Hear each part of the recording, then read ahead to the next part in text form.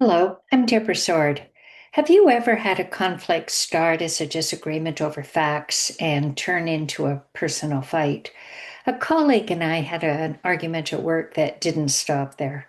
She'd volunteered me for an extra project, assuming I'd agree because I usually did.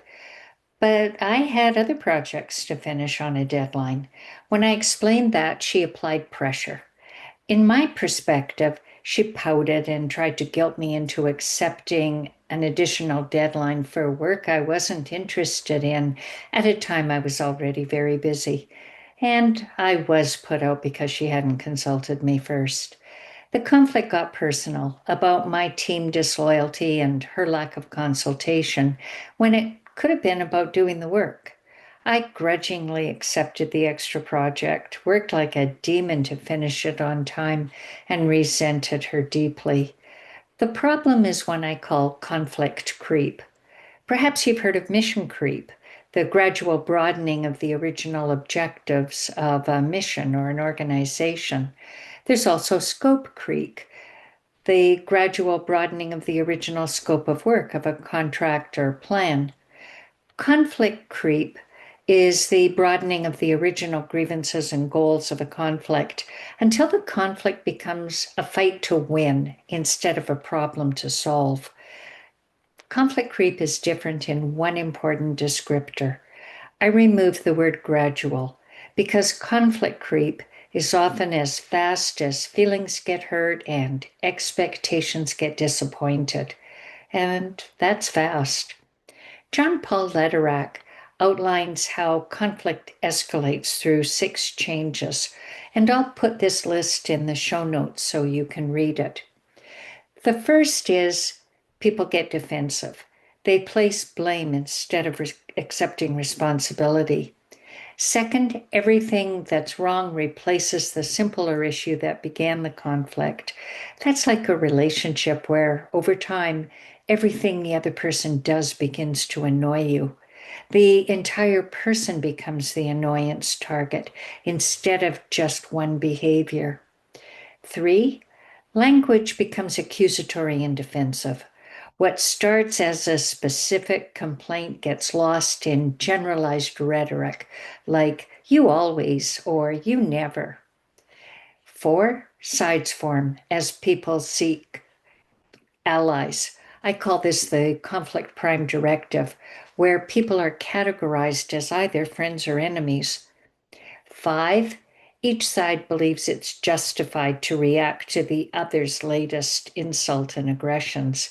It's the other person or side keeping the fight going. I'm just reacting to them. Six, no middle ground remains, and people stop communicating. So any information is secondhand and biased. When conflict creep starts, John Paul Lederach has given the common pattern. Here's what I should have done with my colleague. First, accept my contribution to the conflict instead of placing blame. If I'm going to do projects, it's because I enjoy the work and do my best. So instead of resenting that I was forced to accept, I should have taken it in as part of the team, which is exactly what my colleagues said. But I resented that I wasn't consulted. I needed to manage that. Or if I had continued to decline, I could have expected she'd take responsibility like a grown up and get over her disappointment.